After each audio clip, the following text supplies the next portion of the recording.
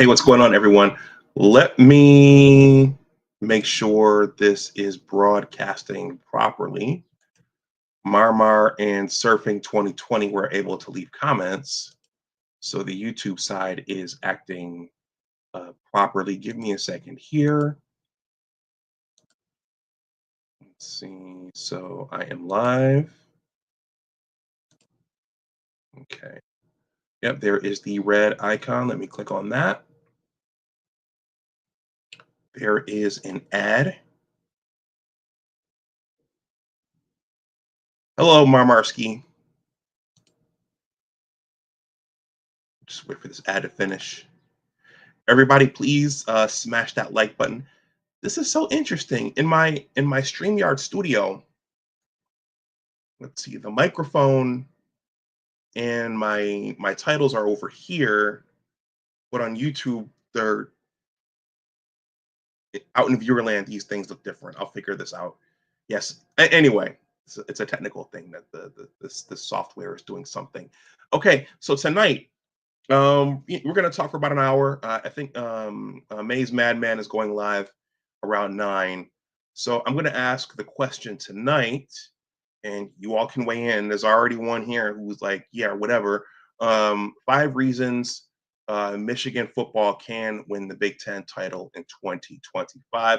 I saw a piece from um, uh, the Maize and Brew column on the Sportsbook Nation. I thought that would be fun to present. You know, we're in the off season now, headed into the summer, and then they're going to start fall camp shortly. So we're just kind of giving our thoughts and our commentary on what we think is going to happen. We know about the infractions thing. They're gonna use a slow drip approach for that, which I think Buckeye fan is going to enjoy. But also the question is, how competitive will our team be this year? And I'm going to start with this after I play the intro. Surfing 2020. He says one reason Michigan won't NCAA sanctions. So can they? So I think what you mean by this is that they could be banned from being one of the top 2 teams competing for the Big Ten title. Is that what you mean? Okay, I'm going to play the intro. I'll see you on the other side. Then we'll jump in, and yeah, we'll jump in. Let's go blue.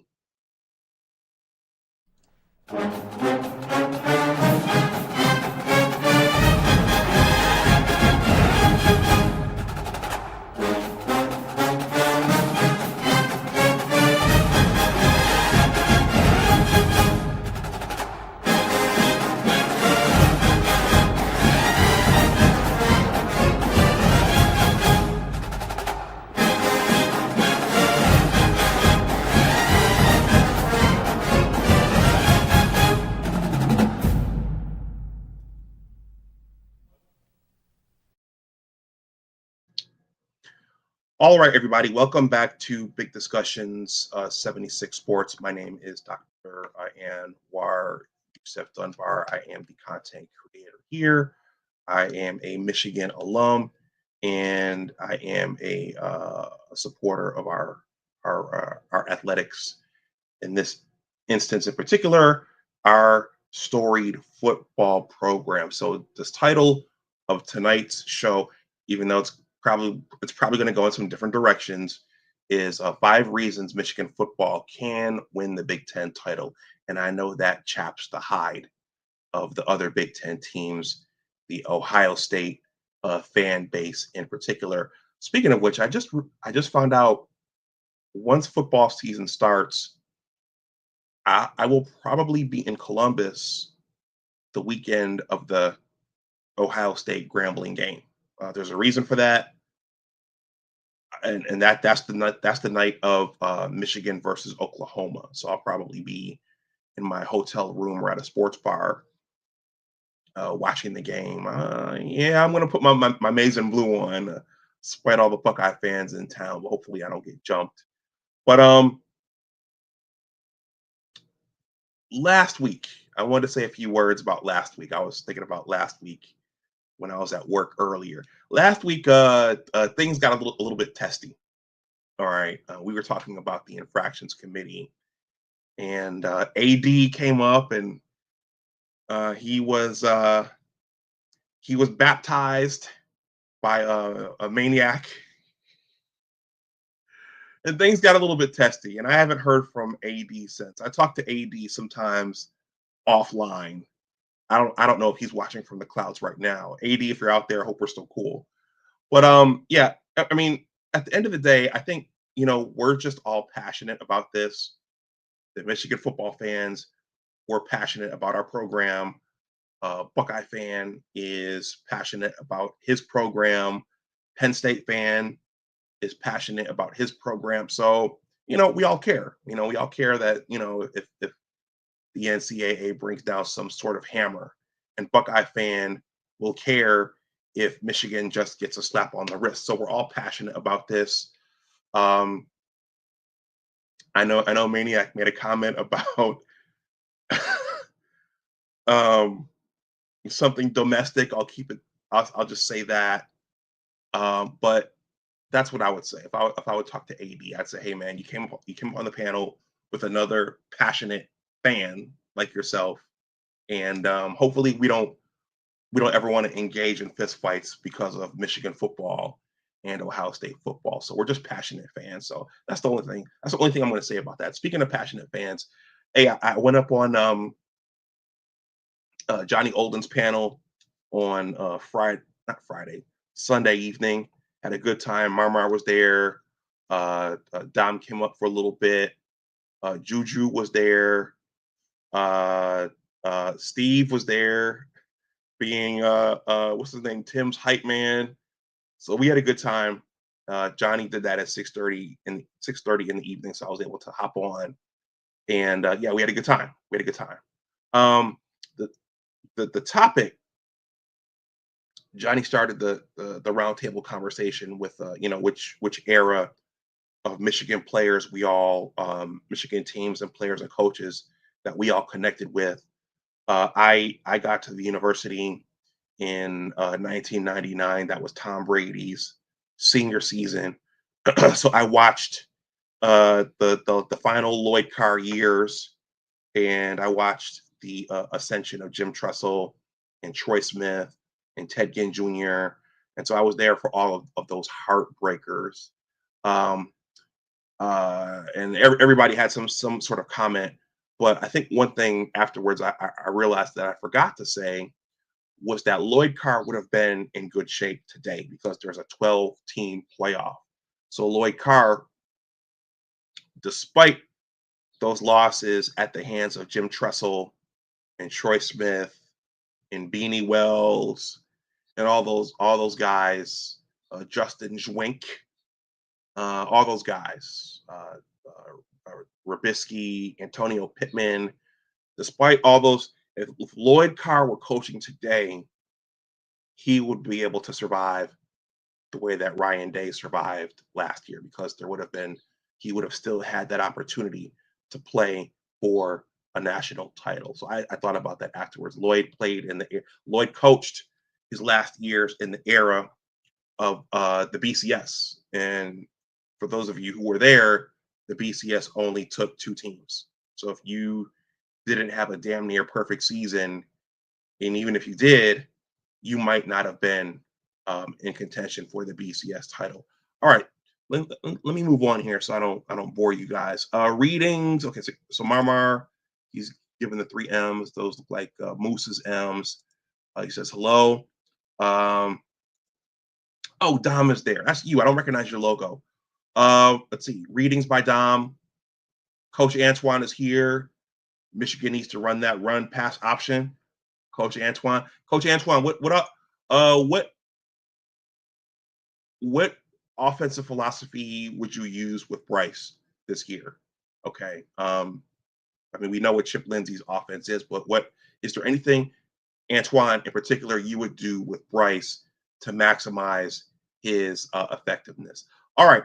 Speaking of Lloyd Carr, and Dom, I'm going to drop the link for Marmar and for you as well. Speaking of Lloyd Carr, in honor of Lloyd Carr, since I just mentioned him, let's hear a quick word from Lloyd Carr, Brady Hoke, and I'm going to sprint through this piece, and then I'm going to drop the link. So a word from the great Lloyd Carr, whose head was on a platter, whose head was in the guillotine in the early 2000s, and who many blamed for Rich Rod's less than stellar tenure in Ann Arbor. Lloyd Carr. For the last 28 years, I've spent my life in the greatest of places, the University of Michigan. You know, for a while, I was watching, after Lloyd retired, I would watch his retirement press conference, and it made me well up inside, because I was there. I was there for Lloyd's last couple of years, and those Jim Tressel, Troy Smith losses, I felt those as well. And I just felt like a grandfather. Our grandfather was being sent away when Lloyd Carr's head was in the guillotine, but a lot of fans had his head in the guillotine. All right. Before I jump in, a word from Brady. We understand what Michigan football means and what Michigan football is. We will always be about the team at Michigan. This is never going to be about Brady Hoke. Oh, Antoine, so you would still go with the run pass option with Bryce? Okay, I mean, just with his pedigree, I'm sure it will work a lot better than what we tried to do with Alex in that limited time he was on the field. But okay, you would stick with the run pass option. All right, let me sprint through this piece. I'll drop the link. You guys can come up and give your 2 cents or your $100 or whatever on any of this. Let's see. This is from the Maize and Brew, from the Sportsbook Nation. 5 reasons. This, I like this view better. All right. 5 reasons Michigan football can win the Big Ten in 2025. Yeah, Joe Klatt, in his rankings, he has us right now at number 12. That was about a month ago when I watched that video. Penn State is number 1 on his rankings.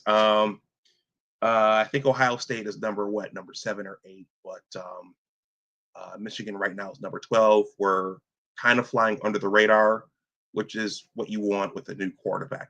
Please smash that like button if you have not. All right. The Big Ten expanded to 18 teams last season and introduced a new rule to determine participants in the conference championship game. Rather than sending the leaders of the 2 divisions, the 2 teams with the best conference records advanced to the title game, a move that ultimately helped produce a more competitive matchup in 2024, and hopefully will continue to do so. So, poor Iowa. That means if Iowa doesn't have a stellar season, we won't be seeing Iowa in Indianapolis anytime soon. Poor Iowa. Poor Hawkeye fan. Despite this, it does make it harder for any given team to land a berth in the game to begin with. Just last year, we saw Ohio State left out thanks to there being such a slim margin for error. I think we had a little something to do with Ohio State not making it to Indianapolis. Go Blue! As we enter the 2025 season, the Michigan Wolverines are a competitor for a 4th Big Ten title in 5 seasons, but they aren't likely to be favored over the likes of Oregon, Penn State, and Ohio State. However, it's not impossible for Michigan to win the conference's top prize again. Here are 5 reasons why the Wolverines can win the Big Ten this year. Please smash that like button if you haven't. I promise, guys, this is short. But as Johnny Olden calls me, the good doctor, I'm the good doctor. This is what doctors do. We read stuff and we process it and we share it. And this is what good doctors do. The good doctor. Shout out to Johnny Olden. A favorable conference schedule on paper. While our opinion on Michigan's schedule can change for better or worse as the season progresses, as it stands right now, The Wolverines have a pretty favorable draw in terms of their conference schedule. Michigan will play 9 Big Ten opponents and avoids 2 of the conference's top dogs in Oregon and Penn State. Furthermore, Michigan avoids Indiana and Illinois, who defeated Michigan on their home fields last year. Instead of those opponents, Michigan has a handful of favorable matchups heading into the year, which Michigan will play against Michigan State, Purdue, Northwestern, and Maryland in consecutive games. There are road matchups with Nebraska and USC as well, which could be tough, but those teams did struggle mightily a year ago. Michigan gets Wisconsin and Washington at home, 2 teams that could be pesky, but the Wolverines should benefit from home field advantage. Ohio State will be a tough matchup for sure, but the Wolverines do get the Buckeyes at home as well. Still, even with a loss here, Michigan could make the conference title game with a lone blemish on its record. This person here doesn't think so. Surfing 2020. So I think this person thinks that if the NCAA waves its magic wand and does something, Michigan can't qualify for the Big Ten championship. I don't know. You guys let me know what you think there in the chat. Tough paths for other top competitors. As previously mentioned, Michigan will face an uphill battle to make the conference title game, thanks to a handful of other programs that could make a push, like Penn State, Oregon, and Ohio State. However, these teams have some flaws of their own that could stand in their way of competing for a conference championship. For Ohio State and Oregon, they'll both be relying on a host of new starters on both sides of the ball, including a new starting quarterback. They both have tough schedules too, as Oregon plays Indiana and travels to both Washington and Penn State. Meanwhile, Ohio State goes to Illinois, Washington, and Wisconsin and hosts Penn State. Penn State will play Indiana, Oregon, and Ohio State as well. Perhaps the top dogs beating each other up will pave the way for Michigan to reach Indianapolis. All right, guys, that's 2. There are 3 more. Shout out to Kenneth Joyce. Shout out to Keegan for stopping through the chat. Please smash that like button. Please, let me know. Keep letting me know what you guys think. You guys are talking about, I think what you guys are talking about the offensive scheme coach Antoine would draw up if he were holding the clipboard. Michigan returning to its identity. This is number 3. In 2024, Michigan's defense looked like its old self for only half the season, while the offense was enigmatic from start to finish. That it was. In 2025, Sharon Moore should have his team poised to right the ship and look more like the Michigan of 2021 to 2023. Ohio State loved those teams. On offense, the Wolverines are looking to create more explosiveness between the arrival of offensive coordinator Chip Lindsey and quarterbacks Bryce Underwood and Mikey Keene, a pair of talented running backs in Justice Haynes and Jordan Marshall, and a more experienced offensive line will look to get the Wolverines back to their dominant ways on the ground. Defensively, the Wolverines are banking on newfound depth along the defensive line and in the secondary, although Mason Graham, Kenneth Grant, and Will Johnson will be hard to replace. The Wolverines will look to do so in the aggregate with newcomers at defensive tackle and corner. Furthermore, with Wink Martindale back, the OG, the defense will be under solid leadership as the second-year coordinator looks to continue the momentum he built at the end of 2024. All right, 2 more guys, and I'll drop the link. Jay Marion, shout out to you. Thank you for stopping through. Jay Marion, Go Blue from Ohio. Salute Doc and the chat. Kenneth Joyce, peace to the chat and Go Blue. All right, 2 more.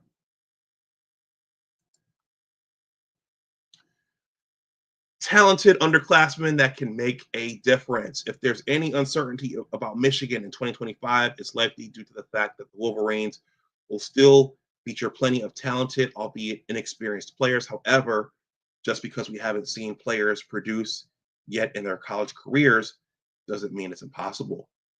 I'm not saying Michigan has been gatekeeping a true freshman like Jeremiah Smith or Ryan Williams on its roster in 2025, but the possibility for unknown players to make a difference is still there. Looking at the offense, Underwood is the obvious candidate. He could start all 12 games, but he could play a similar role to JJ McCarthy in 2021. I don't think folks would go for that. Sophomores like Marshall, Hogan Hansen, and Andrew Sprague could have breakout seasons, while freshman Andrew Marsh could emerge as a big-time option at wide receiver. The defense has some similar candidates to make leaps. Dominic Nichols has been raved about as an edge rusher, as has Cole Sullivan at linebacker and Mason Curtis at safety. Sophomores Tevis Metcalf and Josiah Edmond could be in for big roles as corners. Meanwhile, freshman Shamari Earls might be the most college-ready of Michigan's freshman options. If the young guys are able to step in to decent-sized roles right away and find ways not to be phased, things could be looking up for Michigan. All right, last one, guys. I promise. Recreating the 2021 season. Okay, remember we talked about this on Sunday on Johnny's panel. Michigan was unranked going into that season. So this is not that. But I think what they're saying is they're starting with low nationally, with low expectations, kind of under the radar. That's what they're saying here. All right. Recreating the 2021 season. Michigan wasn't supposed to be bad. Wasn't Michigan supposed to be bad in 2021? I certainly didn't have high hopes going into 2021. I thought it was going to be a mediocre year in 2021. Well, if you watched the Wolverines played in 2020, you would have thought so. Heading into the 2021 season, ESPN's metrics famously gave the Wolverines just a 2% chance to win the conference, yet Michigan defied the odds. Heading into this season, Michigan's odds aren't much higher, just 6%, according to the FPI. Meaning it might take a repeat of 2021's script to get the job done. Fortunately, a lot of those pieces are already in place. On offense, Michigan will rely on a combination of veteran and five-star. On offense, Michigan will rely on a combination of a veteran and five-star freshman at quarterback. It's a real tongue twister. A talented yet inexperienced offensive line and an untested group of pass catchers. On defense, Michigan has a good mix of veterans that are talented but haven't reached star status yet. Sounds like the 2021 season to me. See, guys, I promise this was short. Of course, Michigan got some breakouts that year from David Ojabo and Aiden Hutchinson, who went from being just talented players to superstars. Why couldn't TJ Guy and Derek Moore do that? What about Keene being passable enough to keep the offense efficient, a la Cade McNamara? What about Haynes and Marshall recreating the Blake Corum and Hassan Haskins duo? There are lots of similarities on paper. All right, let me drop the link to get any reaction on that or anything else. Maybe some reaction on Coach Antoine's clipboard. Here is the link. Marmar, Dom, anybody? Feel free to click the link.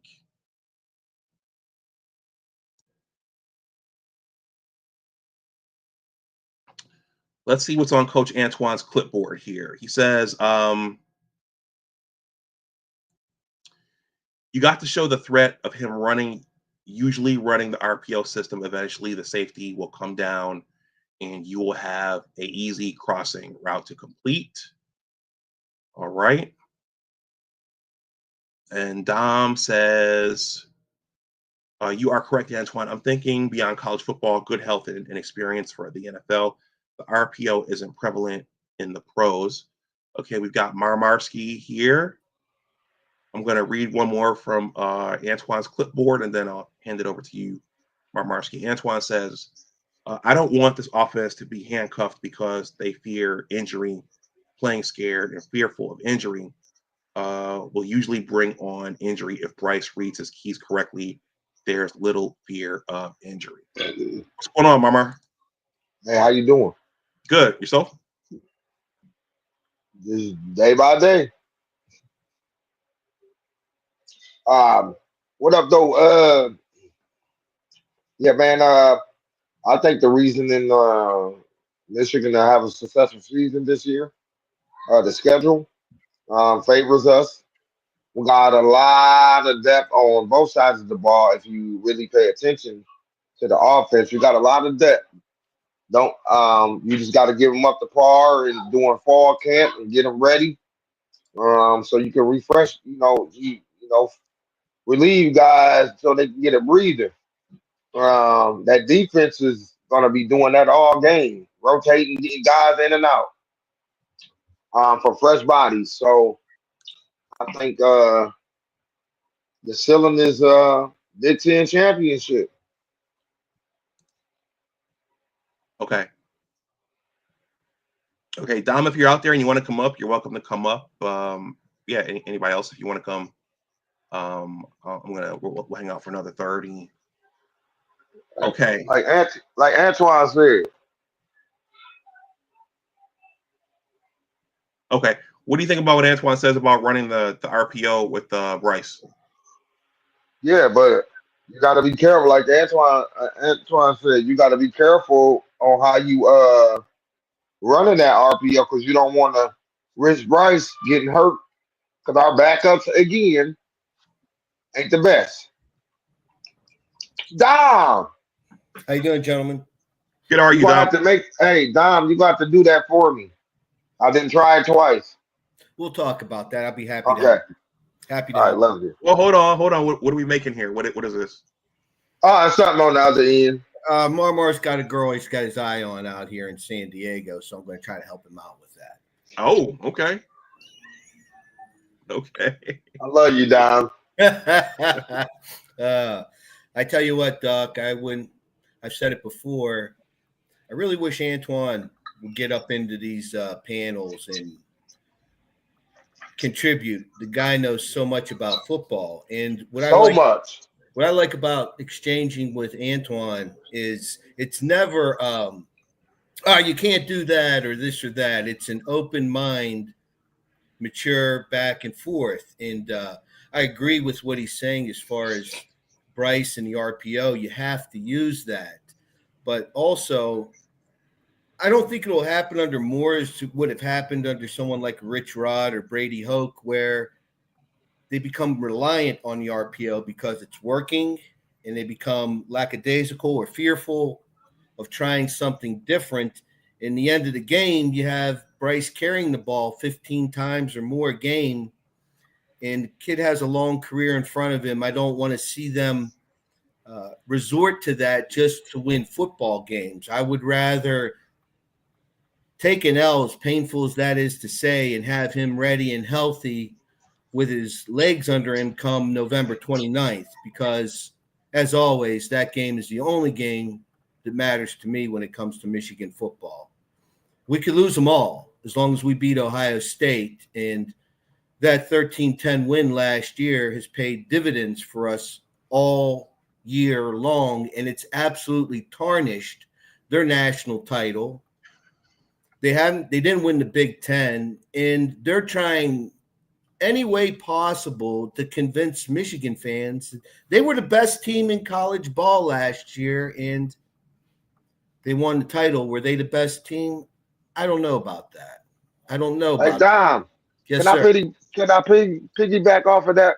Sure. Okay.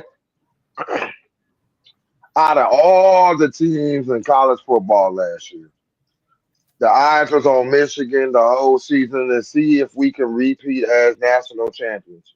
That didn't go as planned.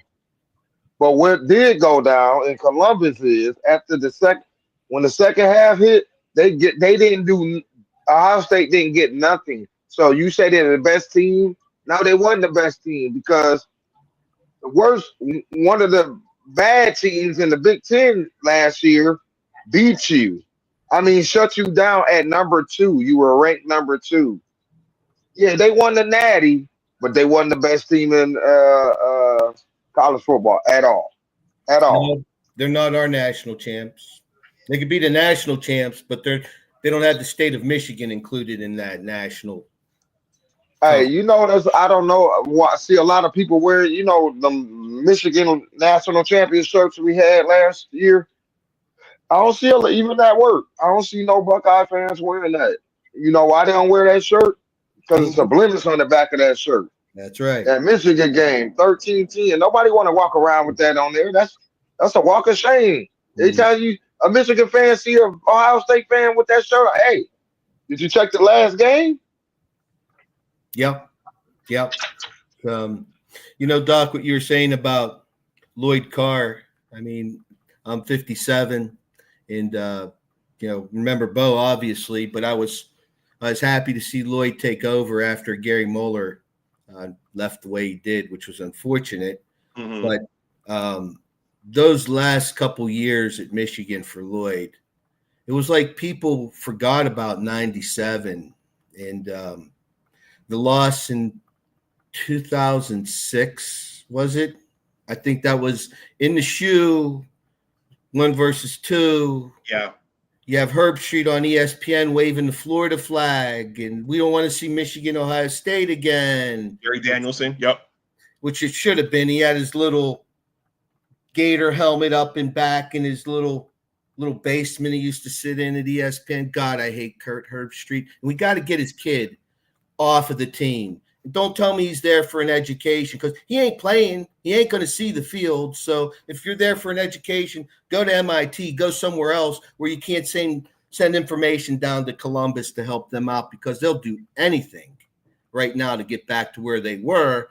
And unfortunately, kind of ran off there. I'm sorry. That's okay. But my fear was when Lloyd left, I didn't feel it was just in losing that game in 2006, which we could have won that game. And believe it or not, that was the last time, because I was in Columbus, that was the last time that Michigan and Ohio State, might have been the only and last time they played in a prime time matchup for the game. And after that game, I had to do some drywall replacement in my basement. Mm-hmm. Learned a good lesson from that as well. So I got a couple good lessons that evening, but it's due to people drinking. That's why they don't want it going drinking all day and then the game starting at prime time. They don't want that. So that's why they kept it back at noon. Okay. Well, I don't want to take over the whole panel, but yeah, that game, man, it hinged on that Sean Cravel targeting call. Yes. The refs bailed them out. They bailed Ohio State out and Troy Smith with that call. They would have had to have punted if they didn't make that call. But yep, that's when the drywall unfortunately got damaged. I don't know how, but yeah. I'm going to read some of Antoine's comments here. We're joined by Keegan. Antoine says, Coach Antoine. I use his proper title. Coach Antoine says, let's see, when you're running the RPO system, you're looking for the defender's reaction, and you could play accordingly. The RPO is designed to go after the defense, counter to your run pass option. And he says, if I catch the defensive end cheating and crashing down, trying to stop the running back, that's the key for Bryce to take off. I'll read one more. He says, if I catch a safety or a linebacker cheating, that's the key for the quarterback to keep it and hit that crossing route or that comeback or that deep shot. All right. Thank you, Antoine, for your expert Xing and Oing there. Keegan, you want to say something? There he is. Hello, Keegan. What's up, guys? What's up, Keegan? What's up, boys? What's up, brother? Dom, that's such a great talking point. I haven't seen this be talked about in these podcasts yet about how much do you run Bryce. I would side with Antoine that you get him the experience because you're going to need it at some point, and there's no way to I think unless you just like handcuff him like Harbaugh did in the past. With the quarterbacks, like so this is what you recruited, and this is like, so you're gonna have to use it.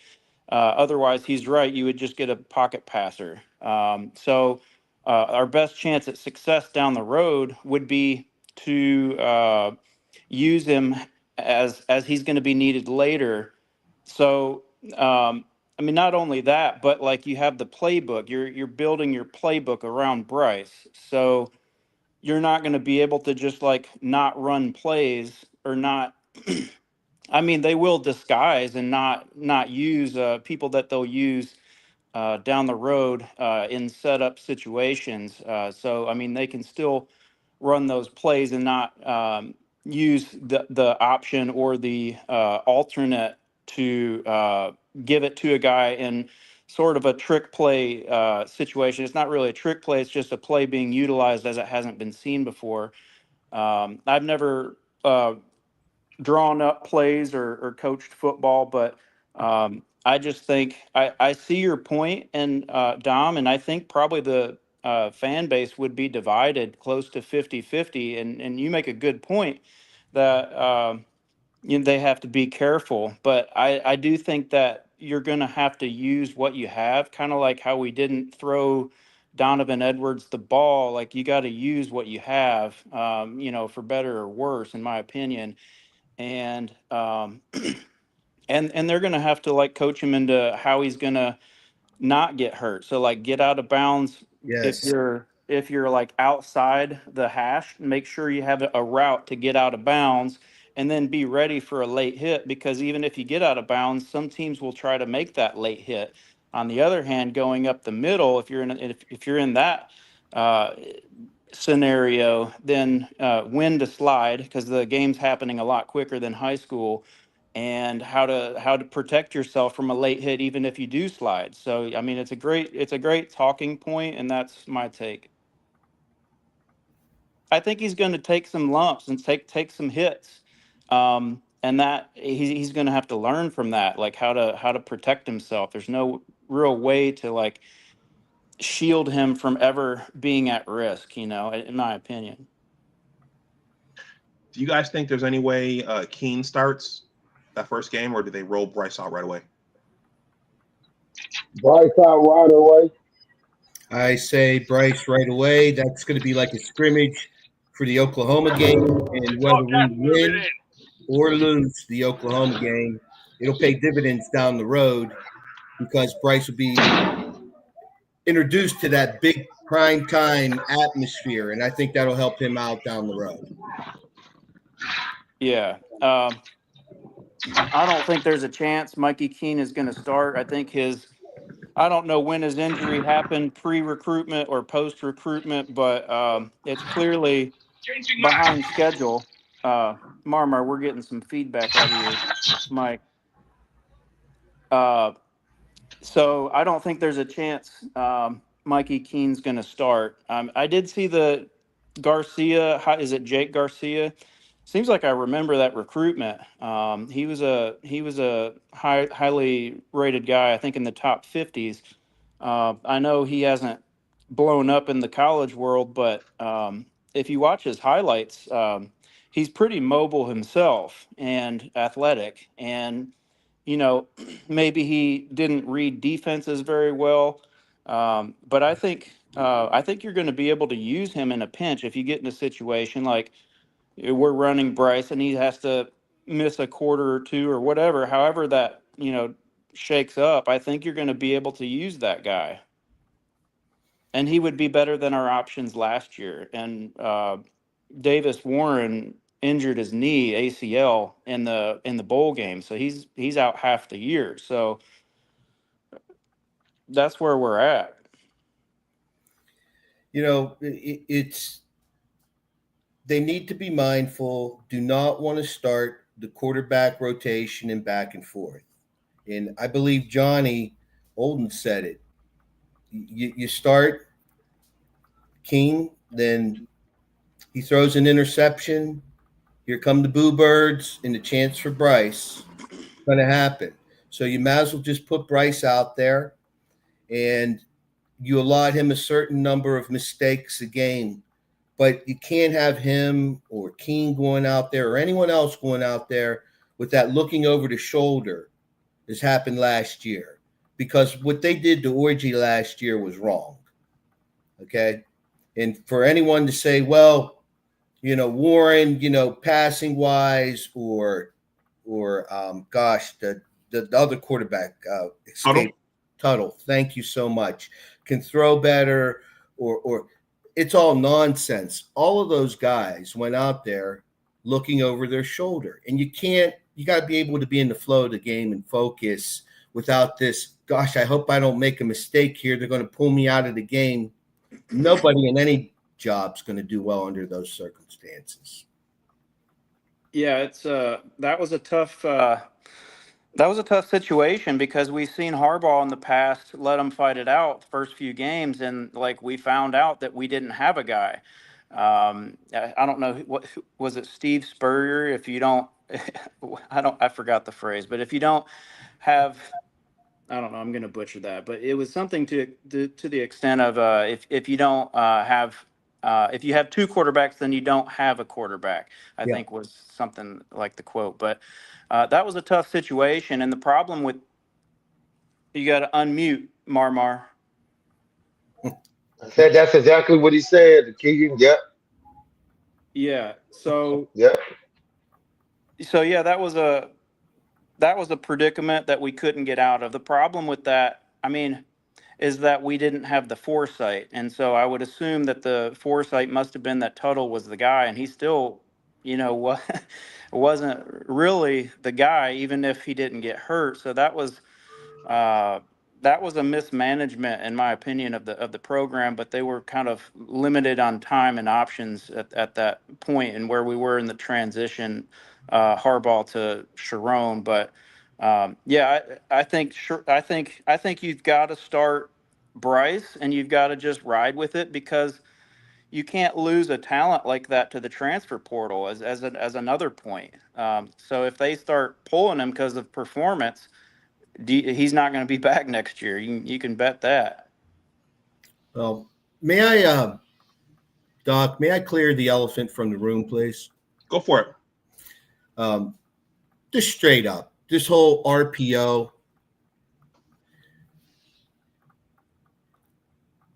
Just because he's an African American, okay, doesn't mean we have to focus on the RPO. And in my life, I've seen two really great quarterbacks in the NFL who had an arm, who could stay in the pocket. That was Doug Williams and Warren Moon. You know why? They were trained and they were given the opportunity in college to learn and understand that and utilize it. And that's what I want to see happen to Bryce. I want to see them keep the kid healthy and let him learn that. I'm not saying abolish the RPO entirely, but I don't want to see him reliant on that. And I don't want to see the school reliant on that, because the kid could go to the NFL. His size, his arm, his ability, and more so what's in here and in here, he could be a great quarterback for a long time in college and pros. And unfortunately, it doesn't have to be an African American, but when you're reliant as a quarterback to running, you're going to get busted up in the pros. And a lot of quarterbacks should have been in the league longer, but they weren't, because they became too reliant on running the ball. And I don't want to see Bryce get into that. He has the capacity to be far greater than that. And take it for what you will. I don't intend that to be racist in any means, because there's been white quarterbacks that have been relied on their legs. Look at Tim Tebow. Absolute garbage in the NFL, although he beat my Steelers in a playoff game. But longevity and being able to do both, do everything is essential. And again, my fear, I don't see it happening, but I don't want to see Bryce getting hurt, instead of running out of bounds, trying to make an ESPN highlight play, or the offensive coordinator relying on him running the ball too much, because he has a lot of potential and it needs to be nurtured, respected, and cared for. And it needs to be full attention so that he could utilize all of the talents that he has, not just his legs? I can hit that one. I I would tend to think that that's not how it will play out or what's being schemed. Like when you have a really talented competitor, um, like it just comes out of them. You teach them the best you can, and then you just take the chain off and see what happens. And I would expect that to be what would happen to Bryce with the throwing. Um, arm strength and like all of our physical assets as a quarterback matter, but um, like you have to see how he reacts to college speed, reading the defenses, analyzing plays. Like that's what would make a pocket passer successful. There are plenty of dual threat quarterbacks that have both. So I mean, it's I'm not throwing your point away. So you got people like people like Mahomes that could run more but don't. But then you have cases like Vince Young in college. Like so, I think you just have to. We're losing you a little bit. Now you're muted, Keegan.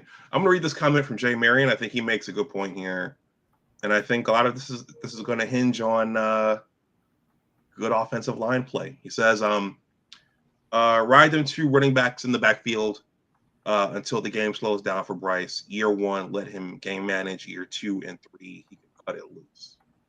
Agreed. And that's a fine point, Jay Marion, because we so want to experience the fulfillment that we expect from Michigan football. And I don't want that to supersede eagerness. I don't want to see that eagerness come into poor decisions of, like I said, just let the kid manage the game, get his legs under him, and progress and nurture that development. Nurture it. Okay. Use the same philosophy that we use with JJ. Exactly. And it's like you talked about Mahomes, it's a matter of, he runs when it's there, and he does a pretty good job of getting himself down. If you want to run, that's fine, but be smart. Don't get yourself hurt, because they will take cheap shots. They will. Yeah, that's a good point, Marmar. Yeah, in 2022, we were still pretty run heavy, even after JJ won the job from Cade. And we really didn't see him things really click until in Columbus. Mm-hmm. Yeah. Kenneth Joy says, I watched a little footage of Bryce, but I can't wait to see what he can do for myself. Okay. Yeah. Full speed in front of the 100,000 people and yeah. And then in a hostile environment the next week. What impresses me about Bryce at his age and this talk of transfer portal or other things, he isn't going anywhere. And also there's chatter of, well, postseason play bans or whatever when the NCAA hammer comes down. And I've said it on Johnny's show, $12 million invested in that kid. That money is not getting invested into Bryce for him to be withheld from postseason play. So I think that's going to be removed. I just, from the film that I watched, his high school film, and I watched different games, what really struck me is he did what was necessary in those games for his team to win. And if he needed to hand the ball off, he handed the ball off. The running back was having a great day. There were times he needed to throw more. And that's what impresses me is his adaptability to letting the game come to him, not forcing it, and then doing what's needed for the win. That's a phenomenal level of maturity for a 17-year-old. So I want to see Michigan allow him to do that and nurturing and coach him up so he's prepared for that. What a commodity. I mean, I can't think off a hand of a quarterback at Michigan that I've been so excited for, and he hasn't even played a game yet. Mm-hmm. Yeah. Well, I just hope we get. Well, I just hope we get some decent offensive line play this season, because that's Michigan football. Those guys up front, pass protecting, and then clearing the way on the running game for the running game. It'll be better. It'll be better. Coach Moore's not going to stand for that, Doc. He's not going to stand for another repeat of last year's offensive line play. I don't care if he's the head coach or not. That's his baby. It's been his baby. And I without having the other distractions of coaches and such, I think we'll see a more gelled offensive line this year. I'm wondering if they start Babalola. Go ahead, Mark. Oh, no. Yeah, I was listening to something today, and Costello was talking about how Babalola is, the student of the game. He's doing pretty well. And then he said it's not about the talent of the offense of linemen. It's about the extra things they can do and go beyond their ability to, be the best at the position. So I think we have a good analyst there helping Newsom and Sharon Moore with the offensive line. I think we're going to be all right. I'm leaning towards they'll start Babalola at this point because you have people saying that he's physically there, and then we have the spring game to look at. And Evan Link didn't make any mistakes except for a linebacker coming through the middle that he lunged and missed on. But his pass protection was good, and he was better than Babalola in pass protection, but that was just the spring game. But if you look at the run game, I think Babalola might have him already at the run game because Evan Link isn't very quick and Babalola is. And I think Babalola might be maybe more aggressive or strong. I don't know, but you could just see it in the run game that there's a difference there. So do you go with pass protect or run blocking? And with a dual threat quarterback, they might opt to do or they might play them both, just according to what point in the game that they're at. Doc, do you see that last comment there by Antoine? That's why I said I wish he'd get up in the panel. He was talking about great comment right there. Great comment. He says running the RPO also helps the offensive line because they're unsure of what is coming from that RPO, so it makes the pass rush a step or two slower. True. Very true. Dom, I'm going to read this other comment from Antoine. He says, have you guys noticed this? He says, Dom, if you notice people slacking up on the hammer talk. Is that true? I've been what amazes me is it's kind of died down the number of Buckeye trolls since there was not much of anything there on June 6th. And but I haven't seen as many Buckeye trolls. They're just, like I said, that 1310 stain just won't go away, thank God. I think. Go ahead. I was going to say your national title is much sweeter when you won your conference, and they don't have that. So there's almost something missing. And that's the thing. They finished fourth in the conference, and they won the Natty. Okay,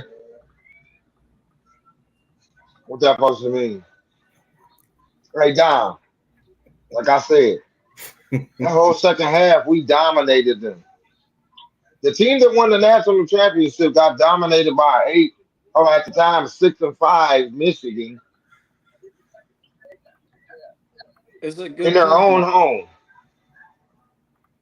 In their own home. Yes, Michigan gonna ride that coattail. Why wouldn't? Because they'll do the same. If we won the Natty and didn't beat them, they would let us know. But since they won the Natty and didn't beat us, and we doing it, it's a problem. The hammer coming. Y'all about to be safety. NCAA save us. Big Bad Michigan is putting us into the locker the last 4 years. Help us. But the NCAA, like somebody said, nothing was dropped. Nothing new was dropped after June 6th. Nothing. A report I read said they had a good they had a good meeting. Everybody got to on the Michigan side got to talk, express themselves. That's good. Even Connor Stallions was there.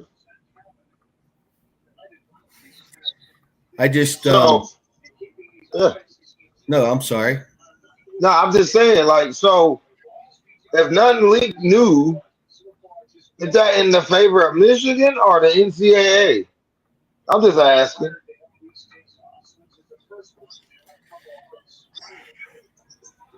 I don't think they have anything substantial. If they did, they would have dropped it on the 6th in conjunction with the fact that if there was anything substantial, it would have been leaked to ESPN at this point, and it would have been broadcast to the world already. Yeah, that's what I'm saying. Kind of like a game of poker, who's going to fold first? And I think they were hoping Michigan was going to fold, and that didn't happen. And now it's like, okay, what are we going to do? How are we going to play this? And all Michigan needs to do is stand up and, okay, guys, we'll go to court. That's what courts are for, and that process will take a couple years to go through. If the NCAA wants to invest in attorneys and such to go down that route, as long as Michigan shows they have the backbone to go to court, I believe the NCAA would back down because they haven't fared well in a true court of law. To jump back to a point that Marmar made on his tangent there. So I think Ohio State had depth because they blew all that money in the portal. Plus, they had the people that they already had. So if you look at the championship year that we had people coming back, and then we filled needs in the portal. So that's got to be the strategy. And like it was always like why these teams that these dynasty teams with 5 stars, it's not that every 5 star pans out. It's that the backups are like if somebody gets hurt, the next guy up is good and he's ready to go. And so that's why it's all about depth. Well, not all about depth, but if you're going to win a championship, you either have to get lucky or have depth. So, and that kind of uh, illustrates Marmar's point about how did Michigan beat Ohio State. They finished fourth in the Big Ten, and they still won the playoff. So they obviously had depth. And Jay Marion's point that he made in the comments was spot on. They would have drug Ryan Day off the field if it would have ended the way that it should have ended. But they for whatever reason it was Ryan Day's year that saved his job, and they went on to win. I don't even know if they would have kept him, to be honest with you, if he didn't make it to the final. Um, and then they signed him for 7 years after. It just doesn't make any sense. They If Michigan beats him this next year, and I would predict that, but it's still a game, and we don't know. But they're going to be so mad, and there's nothing they can do about it. They got him for 7 years, And like if you cut the contract early, you still got to endure like 5 of those years to make the deficit on that contract being cut lessened. You know, Doc, you ought to mark that down. It was like the 59-minute mark here. Mm-hmm. Today is the 18th. Write that down. Come back to this on November 30th, and you'll be able to cut yourself up a nice short here from Keegan when they are like hanging Ryan Day on the cross, because they have short-term memory in Columbus, and Texas will be, well, if they lose that game, it was a hangover and so forth.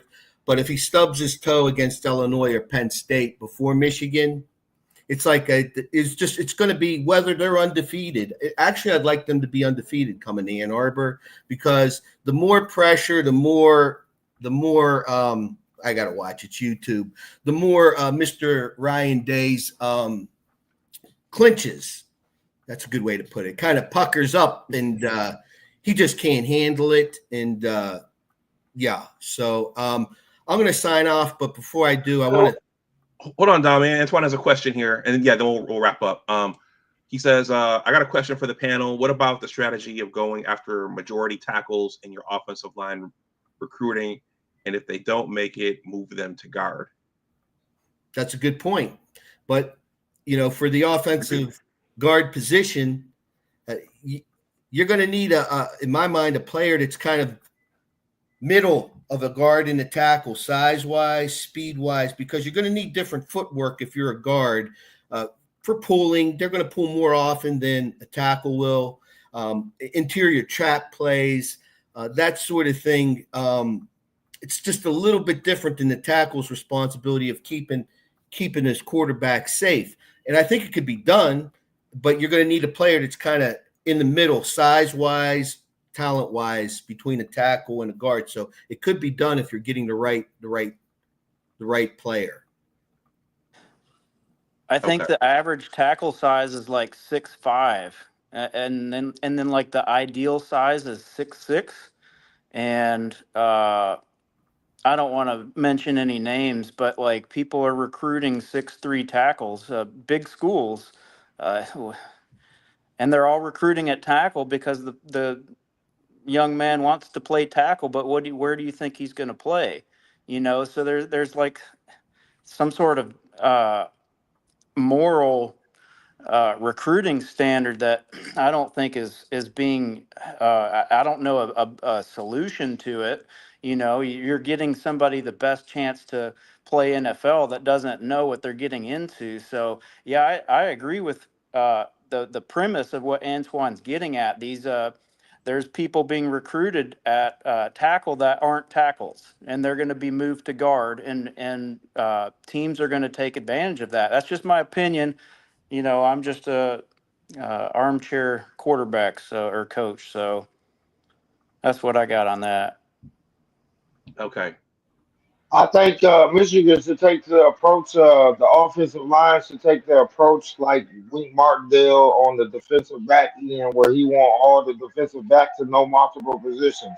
Well, you should do that with your O-line. So if you do have trouble at O-line, you could plug somebody in, you know, because you multi-taught them how to play every position on the line. I think that'll work out as well. Yeah, there's nothing wrong with having a 6'6" guard, in my opinion. That's just gonna, you know, bulldoze the defense. Hey, I appreciate you having me up, Doc. It's been a pleasure and an honor. Good luck with the channel. I see you're growing. You're well over 1,000 subscribers now. I wish you continued success. Pleasure being with you guys. Make it a good one. Thank you, Dom, for coming up. Thank you, Dom. You're always welcome. All right, you gentlemen, I'm just about done here. I think May's Madman, he's going live in about 25 minutes. Do you guys have anything else you want to say? Yeah, I'll take off here. I appreciate y'all letting me come up. Appreciate it. Appreciate it. All right, Marmar, anything else?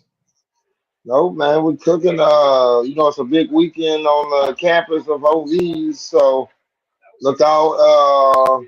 People will be dropping recruits commitments here in about a couple weeks, so you'll have a lot to talk about the next couple weeks.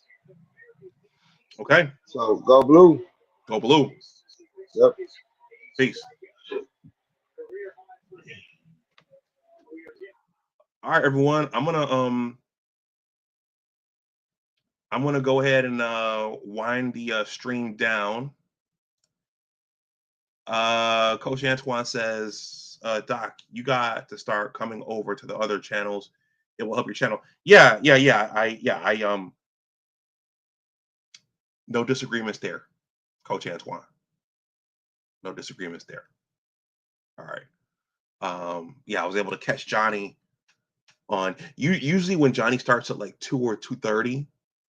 And I know there are other Michigan channels, but I'm usually out running around in that Sunday afternoon time slot. So I was able to catch him this past Sunday. But you're right, I need to come over and hang out with some of the other guys, and I plan to do that.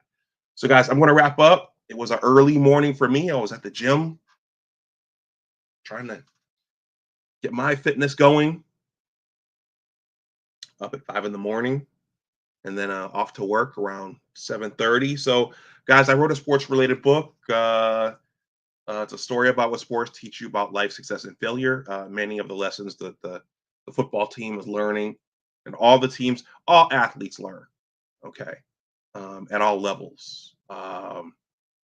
And this is on Amazon, but I'm selling signed copies here for less than what is being charged on Amazon. So on Amazon, this hardcover is being sold. It's being sold for $35. I'm selling it for $25 for you guys, signed. And the paperback on Amazon is being sold for $27, and I'm selling it here for $22. So that's signed as well. The shipping is built into the price. If you want one, just send a payment to that. Any of those forms of payment on the ticker there, but also send me your mailing address as well. I think you can do that in PayPal and in Cash App. But my email address is below in the description box in case you can't do it with one of the payment methods. Just some advertising there. All right, everybody, I'm going to wrap up. So thank you for watching, and look for me on some of the other channels as Coach Antoine recommended. And I think that's it. Why don't we end, since we spoke about Ryan Day, let's end with a word from Ryan Day. And well, let's do Lou Holtz first. Let's do Lou Holtz first. He has lost to Alabama, Georgia, Clemson, Michigan twice, and everybody that beats him does so because they're more physical than Ohio State. And I think Notre Dame will take that same approach. And unfortunately, because of some clock mismanagement by Marcus Freeman, Lou Holtz had to eat those words. And so let's end with a word from one Ryan Day, whose career was saved, whose job was saved by the 12-team college football playoff. This is a tough team right here. We're proud to be from Ohio, and it's always been Ohio against the world, and it'll continue to be Ohio against the world. But I'll tell you what, I love those kids, and we got a tough team.